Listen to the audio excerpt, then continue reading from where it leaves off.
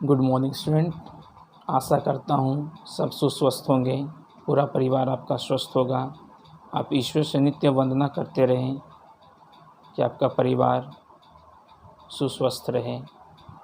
इस कोरोना महामारी के कारण आए दिन देख रहे हैं कोरोना वायरस की मरीजों की संख्या में बढ़ोतरी हो रही है। इसलिए मैं आपसे नम्र निवेदन करता हूँ, जो भी सरकार के द्वारा गाइडलाइंस दिया जा रहा है आप उसे माने, अपने को सुरक्षित रखें, स्वस्थ रखें। अभी हम लोग कोरोना वायरस के कारण ही स्कूलों का पठन पाठन बंद है, लेकिन एक जो शिक्षक और छात्रों के बीच जो एक सेतु होता है, एक पुल होता है, उसी पुल की एक कड़ी के माध्यम से, जिसका नाम है ऑनलाइन के माध्यम से हम आप लोगों से मिलते हैं, जुलते हैं, बातें करते हैं, पढ़ाई हो रही है। इसलिए आपसे अनुरोध है, आप अपने समय को व्यर्थ बर्बाद न करें, घर में रहें, सुरक्षित रहें और मन तन से पढ़ाई भी करें। तो आइए आज हम लोग जो नवम क्लास के सेकंड चैप्टर जो आपका है भारत का पुरातन विद्यापीठ नालंदा, और इसके लेखक हैं राजेंद्र प्रसाद। पिछले अध्याय में हम लोगों ने इस पाठ के कुछ भाग को पढ़ा था। आज शेष भाग को पढ़ेंगे और जानेंगे। पेज नंबर 21, 22 को आज हम लोग देखेंगे। तो पेज नंबर 21 से का सारांश मैं आपको बता रहा हूँ, पैराग्राफ बाय पैराग्राफ। नालंदा विश्वविद्यालय में कार्यरत शिक्षकों एवं छात्रों के नित्य प्रति के व्यय के लिए, यानी जो छात्र वहाँ रहते थे उनकी देख रेख के लिए जो भी पैसा खर्च होता था, तो 100 गाँवों की आय अक्षय निधि, यानी 100 गाँवों के लोग उसे पैसा जमा करके निधि के रूप में समर्पित की गई थी। इति सिंह के समय इन गाँवों की संख्या बढ़कर 200 के पास पहुँच गई थी।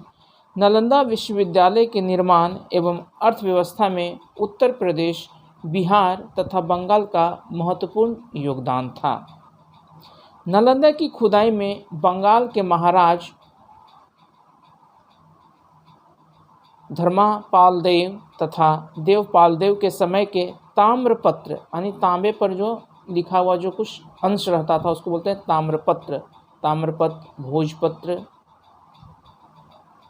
और मूर्तियां प्राप्त हुई थी। इतना ही नहीं, विदेशों के साथ नालंदा विश्वविद्यालय का जो संबंध था उसका स्मारक एक ताम्रपत्र भी खुदाई में भी मिलता है। ताम्रपत्र के अनुसार नालंदा के गुणों से प्रभावित होकर यहाँ द्वीप के सम्राट बालपुत्र ने नालंदा में एक बड़े विहार का निर्माण कराया, यानी एक मठ का निर्माण कराया। सम्राट देवपाल देव द्वारा दान में दिए गए 5 गांवों की आय से अंतर्राष्ट्रीय आय भिक्षु संघ के भोजन, चिकित्सा, शयनासन, विहार की मरम्मत तथा धार्मिक ग्रंथों की प्रतिलिपि आदि में व्यय की जाती थी। यह तो संयोग से बचा हुआ एक प्रमाण है। अभी जो एक बचा हुआ एक संयोग से बचा हुआ एक प्रमाण है, जो विदेशों में फैली हुई नालंदा की अमिट अनेक अमुक छाप हमारे सामने रखता है। नालंदा महाविहारीय आर्य भिक्षु संघ की बहुत सी मिट्टी की मुद्राएं भी नालंदा में प्राप्त हुई हैं। नालंदा का शिक्षा क्रम ऐसा व्यवहारिक था कि छात्र पढ़कर दैनिक जीवन में अधिकाधिक सफलता प्राप्त करते थे। और अभी मैं जो बताना चाहूँ उसको अंडरलाइन करेंगे। यहाँ मुख्यतः 5 विषयों की शिक्षा दी जाती थी, जैसे भारत का सम्यक ज्ञान के लिए, यानी शब्द विद्या या व्याकरण की। दूसरा है विषय वस्तु की परख के लिए तर्कशास्त्र की। स्वास्थ्य ज्ञान के लिए चिकित्सा शास्त्र की। अर्थ प्राप्ति के लिए शिल्प शास्त्र की तथा इसके अतिरिक्त धर्म एवं दर्शन शास्त्र की। शिलभद्र योग शास्त्र के प्रसिद्ध विद्वान थे। इनसे पहले संस्था के कुलपति धर्मपाल थे। शिलभद्र, ज्ञानचंद्र, प्रभामित्र, स्थिरमती, गुणमती आदि अन्य आचार्य युवान चांग के समकालीन थे। जब युवान चांग यहाँ से विदा होने लगे तब शिलभद्र एवं अन्य भिक्षुओं ने उनसे आग्रह किया कि वे वहीं रह जाएं।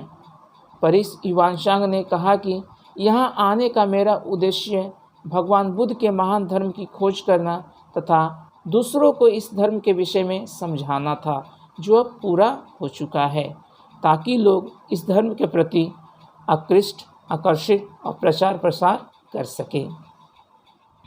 और अंतिम भाग में है, नालंदा के विद्वानों ने विदेशों में जाकर ज्ञान का प्रचार और प्रसार किया।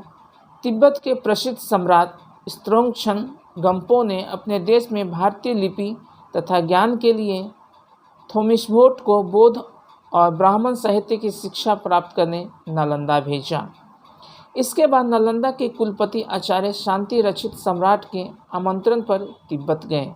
इन्होंने ही सबसे पहले तिब्बत में बौद्ध विहार की स्थापना की थी। साहित्य तथा धर्म के क्षेत्र में भी नालंदा एक प्रसिद्ध केंद्र था।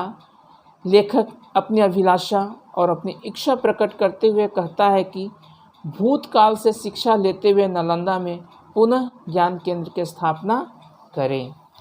और इस पाठ में कुछ कठिन शब्द हैं, जैसे शिलालेख, पत्थर पर जो लिखा जाता, भव्य मतलब विशाल या आकर्षक, आम्रकुंज, आम्र का बगीचा, स्थापत्य, वास्तुकला या भवन निर्माण कला, अलकरण, शोभा की वस्तु, हेतु विद्या, तर्कशास्त्र या न्यायशास्त्र, कुलपति, विश्वविद्यालय का प्रधान, लाभप्रद, लाभ देने अथवा पहुंचाने वाला, कृतज्ञ, जो किए उपकार को माने, सदाशा, शुभ आशा, ब्राह्मण साहित्य, वैदिक साहित्य का एक रूप, स्नेह, धीरे धीरे, हिंदेशिया, आधुनिक इंडोनेशिया, कांस्य मूर्तियाँ, कांस्य की मूर्तियाँ, सर्वांगीण, सभी अंगों का विकास। तो अगले वीडियो में हम इस पाठ का प्रश्न अभ्यास को जानेंगे और समझेंगे।